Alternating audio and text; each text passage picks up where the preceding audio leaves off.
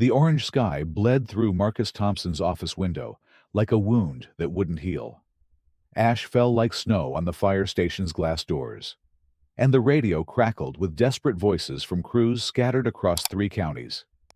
He pressed his palm against the cool window, watching his city disappear behind a wall of smoke that stretched from horizon to horizon. "Chief Thompson, we've got another hotspot near Riverside Elementary."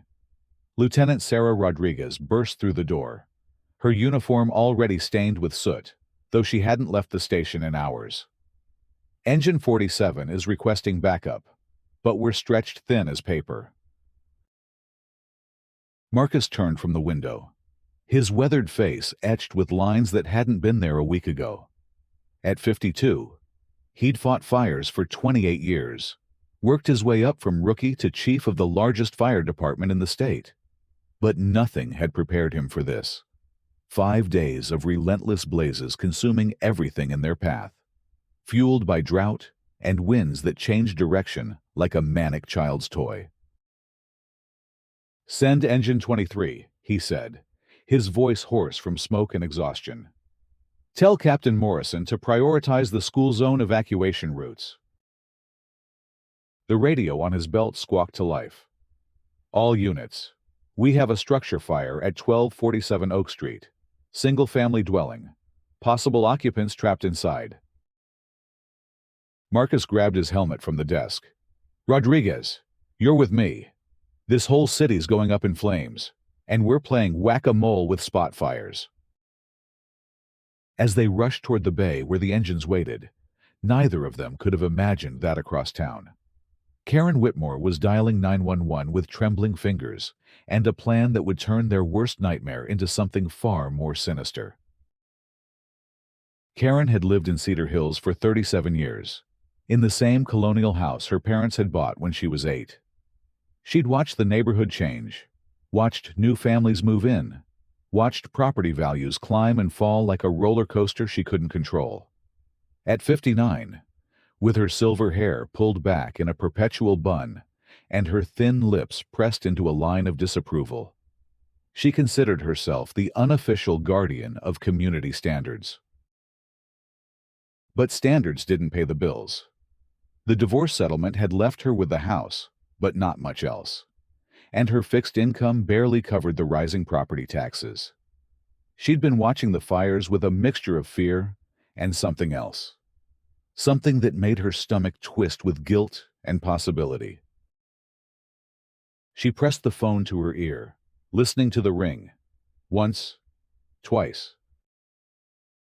911. "What's your emergency?" "I need to report a crime." Karen's voice shook, but not from fear. "It's about the fires. I know who's been setting them." "Ma'am, can you provide more details about what you're reporting?" "It's Marcus Thompson, the fire chief." She paused, letting the words settle like poison in water. "I've been watching him. He leaves the station at night, drives to areas where fires start the next day. He's running an arson ring for insurance money." The dispatcher's voice remained professional, but Karen could hear the shift. "Ma'am, that's a very serious accusation. Can you provide any evidence to support this claim?" "I have photos, license plate numbers, times and dates."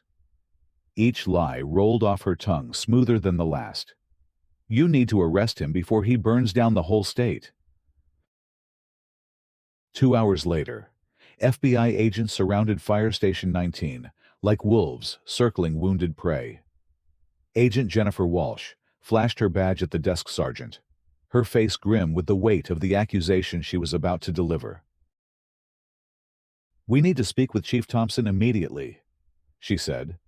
"We have credible information suggesting he's involved in the arson cases plaguing the region."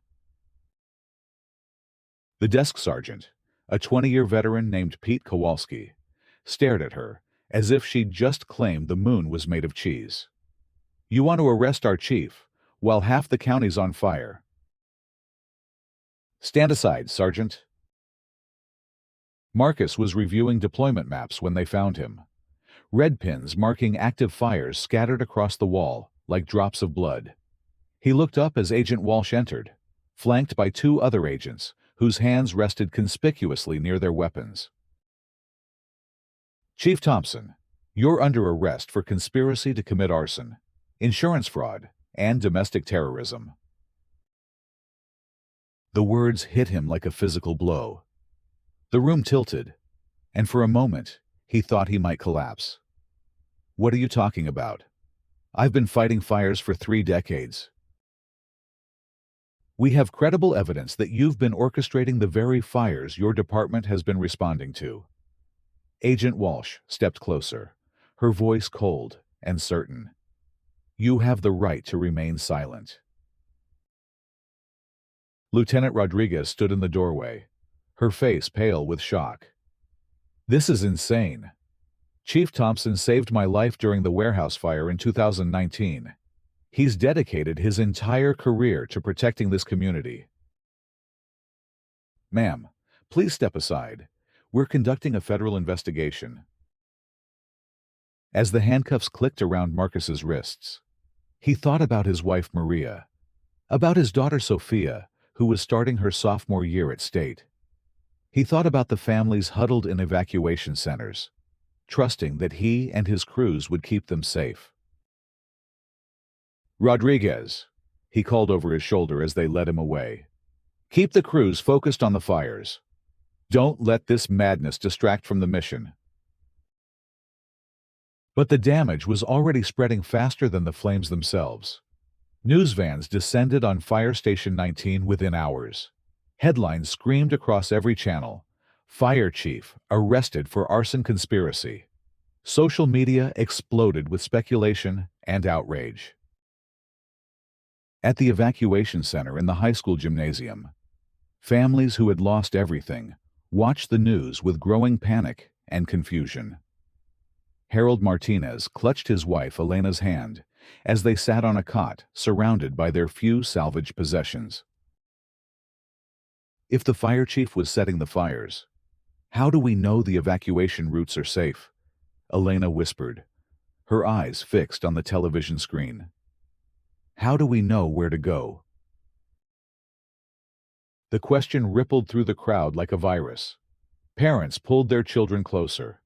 Elderly residents who had trusted the emergency systems for decades suddenly felt adrift in a sea of uncertainty.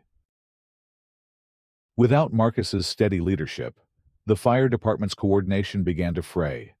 Assistant Chief David Park, thrust suddenly into command, struggled to maintain organization as rumors and accusations swirled through the ranks. 3 veteran captains requested transfers.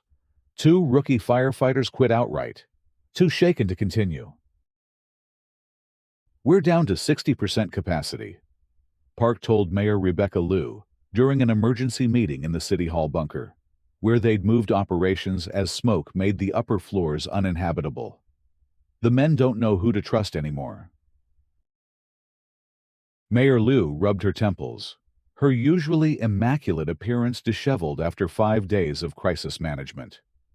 "What about the fire lines on the North Ridge? Are they holding?" "Barely. We had to pull Engine 47 and Engine 23 back to the station for questioning. The FBI wants to interview everyone who worked closely with Thompson." Park's voice cracked under the strain. "Meanwhile, the Riverside fire jumped the containment line. We're looking at another 1,000 acres before dawn." The radio chattered constantly with urgent calls: structure fires, medical emergencies in evacuation zones, traffic accidents on clogged evacuation routes. Each call strained resources already stretched beyond their limits. Dr. Amanda Chen stood in the emergency room at Mercy General Hospital, watching the steady stream of smoke inhalation victims flow through the doors. Elderly patients on oxygen, children with asthma attacks, burn victims from failed evacuations. "We're at 130% capacity," she told the hospital administrator over the phone. "We need to start airlifting critical cases to Metro General. but the air quality's too poor for helicopter flights. Outside the hospital windows, the orange sky had deepened to an apocalyptic red. Streetlights burned continuously, automated sensors fooled by the perpetual twilight. The air tasted of charcoal and desperation. Karen watched the chaos unfold from her living room, cable news flickering across her television screen. She'd pulled the curtains closed against the smoke and the judgment she imagined in her neighbor's eyes. Her phone had been ringing constantly since word leaked that she was the anonymous tipster. Her sister Janet had called that morning from Phoenix. "Karen, what the hell were you thinking? Marcus Thompson is a pillar of the community." "You don't know what I know," Karen had replied, but her voice lacked conviction. "I saw things. Suspicious behavior." "You saw what you wanted to see. This whole thing is going to blow up in your face." Now, sitting alone in her dim living room while her city burned, Karen felt the weight of her actions settling around her like smoke. She'd expected vindication, recognition as the whistleblower who exposed corruption. Instead, she felt hollow, watching emergency responders struggle without their leader, while fires raged unchecked. The knock on her door came at 11:47 p.m. Karen peered through the peephole to see two figures silhouetted against the amber glow of emergency flares in the street. "Mrs. Whitmore, Agent Walsh, FBI. We need to ask you some follow-up questions." Karen opened the door with trembling hands. Agent Walsh looked exhausted, her professional composure frayed at the edges.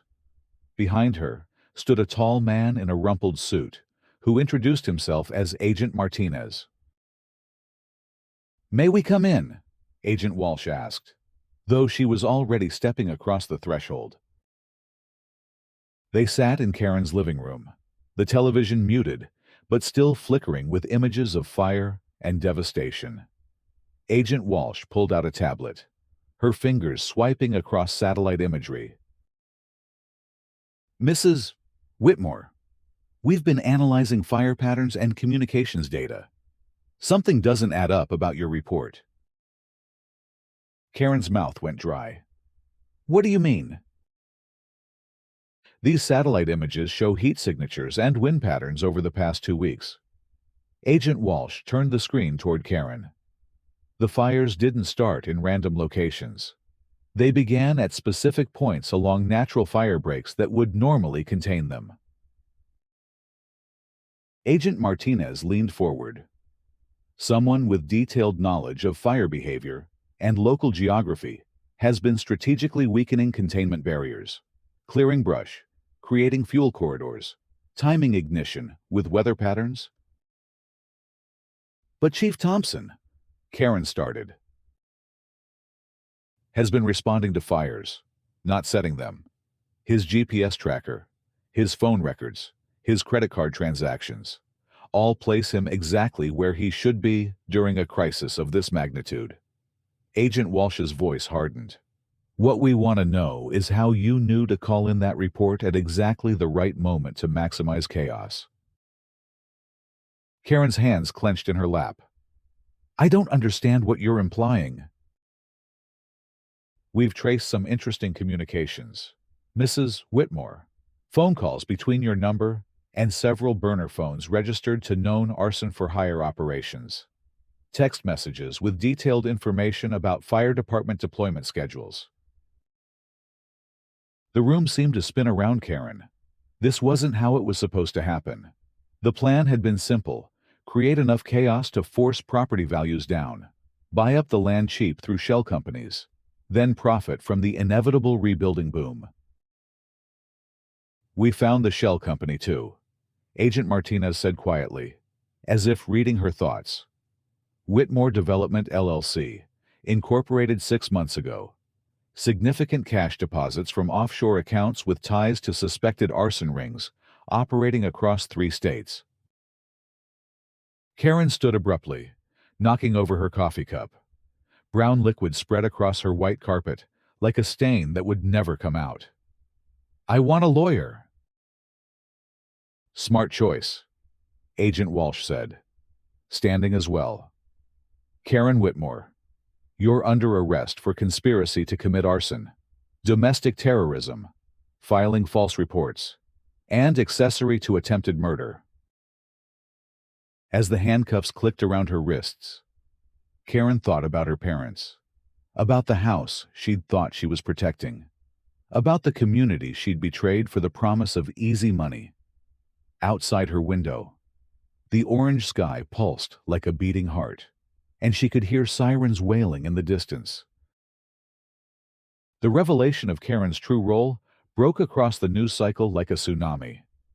Within hours, Marcus Thompson was released from custody.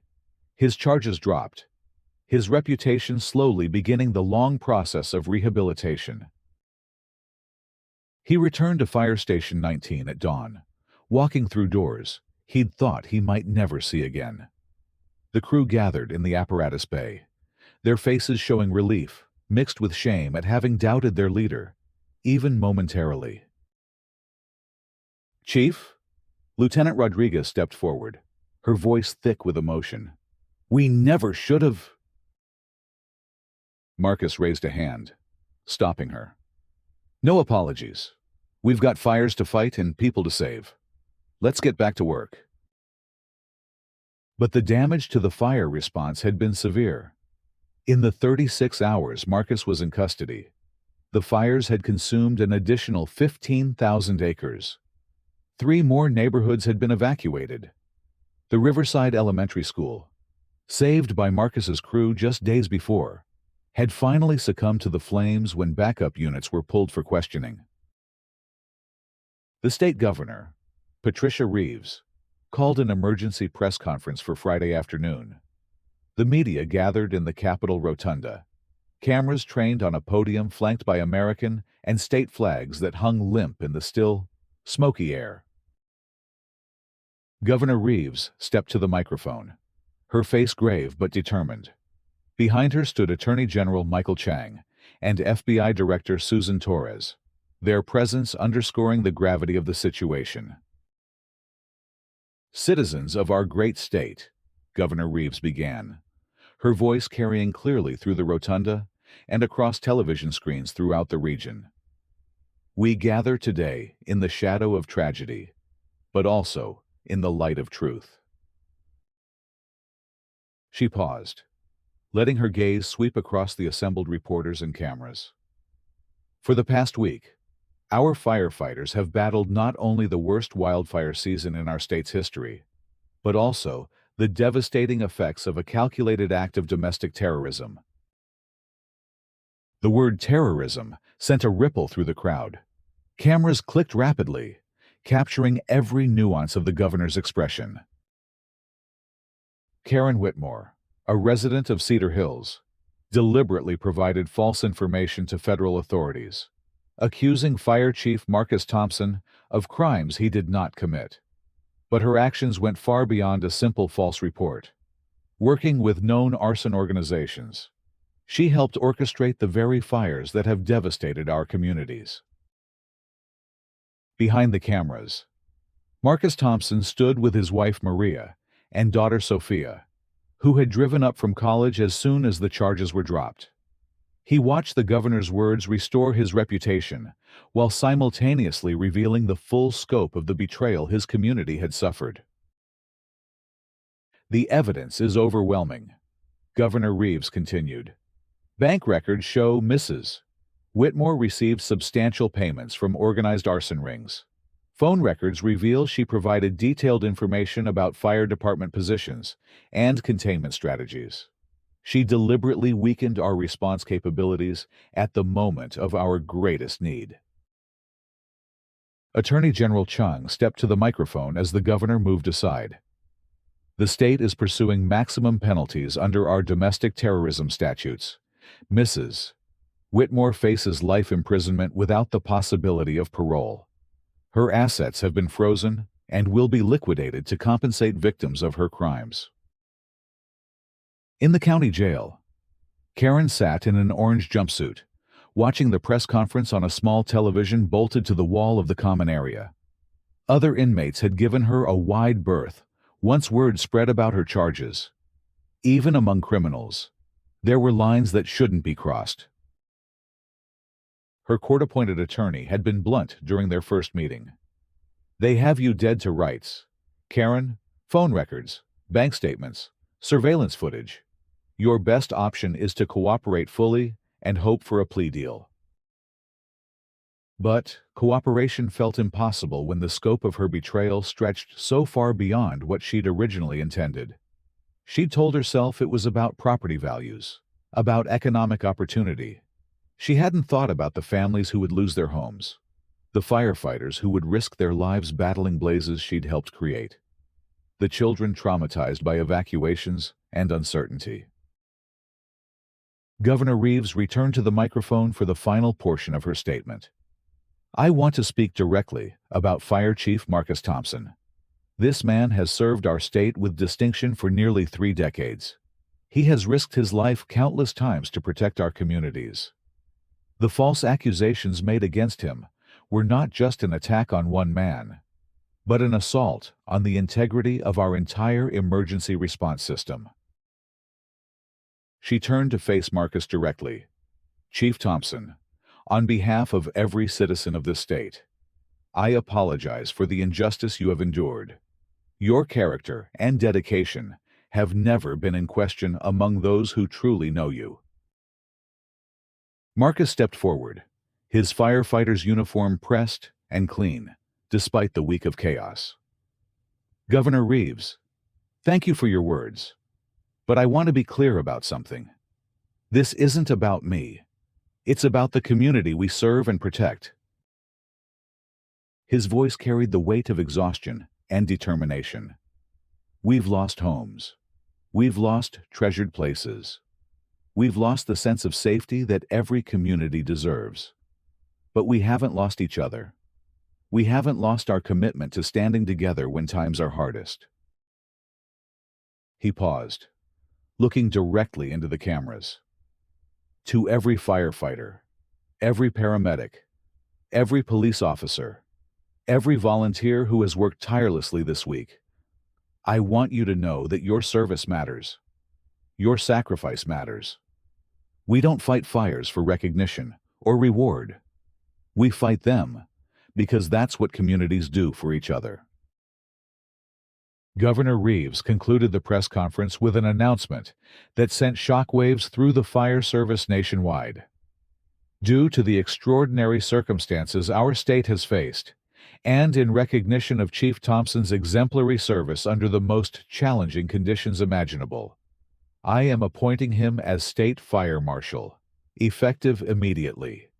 He will oversee coordination between all fire departments statewide and serve as our chief advisor on wildfire preparedness and response." The promotion was unprecedented, elevating a local fire chief to a state-level position typically held by career bureaucrats. But the symbolism was unmistakable. The man falsely accused of destroying communities would now help protect the entire state. Over the following months, as the trials unfolded and the full scope of the conspiracy became public, Karen Whitmore became a cautionary tale studied in law enforcement academies and ethics courses across the country. Her sentencing hearing drew national media attention. Federal District Judge Rebecca Martinez looked down from the bench at the woman who had caused so much destruction for such petty reasons. "Mrs. Whitmore, your actions terrorized thousands of innocent people. You betrayed the trust of your community and endangered the lives of the very first responders sworn to protect you." Karen sat in her orange jumpsuit, flanked by public defenders who had long since run out of mitigating arguments. Her house was gone, sold to pay restitution to fire victims. Her bank accounts were drained. Her family had disowned her. "The court sentences you to life imprisonment without the possibility of parole," Judge Martinez announced. "Your actions constitute domestic terrorism of the highest order, and you will spend the remainder of your days contemplating the consequences of your choices." The gavel fell with finality, closing the book on a woman who had traded her community's safety for the illusion of financial gain. A year later, on a clear autumn morning, Marcus Thompson stood before the newly rebuilt Riverside Elementary School, watching children file through doors that had been nothing but ash and memory 12 months ago. The school's new fire safety features were state-of-the-art, funded by federal grants and community donations that had poured in after the truth about Karen's conspiracy became known. Principal Sarah Gonzalez joined him on the sidewalk, her face bright with satisfaction. "The kids call it the Phoenix School," she said, gesturing toward the modern building that had risen from the ashes of its predecessor. "They understand that sometimes terrible things happen, but communities can rebuild stronger than before." Marcus nodded, watching a group of second graders practice their evacuation drill with the same seriousness he'd seen in veteran firefighters. They knew their roots. They helped their classmates. They followed their teachers' instructions without panic or confusion. "They've learned something important," he said. "That safety isn't just about having the right equipment or the right plans. It's about trusting the people around you to do their jobs and tell the truth." His radio crackled with routine traffic. Structure fire on Oak Street. Fully involved. Engine companies responding. Mutual aid requested from neighboring districts. The familiar rhythm of emergency response. The careful coordination that kept communities safe. "State Marshal Thompson, respond to command post," came the dispatcher's voice. Marcus keyed his radio. "State Marshal Thompson responding. ETA 5 minutes." He walked toward his state vehicle, past the memorial wall where the names of all fire victims from the previous year were etched in black granite. Karen Whitmore's name appeared nowhere on the wall, but her legacy lived on in the strengthened bonds between first responders and the communities they served.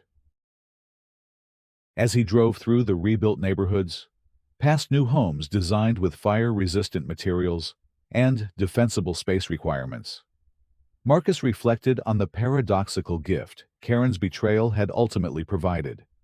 Her attempt to destroy the community's trust in its protectors had instead forged those bonds stronger than ever. Children waved from school bus windows as he passed. Store owners stepped outside to nod respectfully. Construction crews building the last of the replacement homes paused their work to watch the state fire marshal drive by. These were people who had lost everything and chosen to rebuild. They had faced their worst fears and decided that trust, not suspicion, would define their future. They had watched their hero fall under false accusations and rallied to restore not just his reputation, but the integrity of the entire system. The radio chattered with updates from the Oak Street fire. Under control. No injuries. Crews beginning overhaul operations. Another emergency met with professional competence and community trust. Marcus pulled into the command post, where Lieutenant Rodriguez waited with the incident report.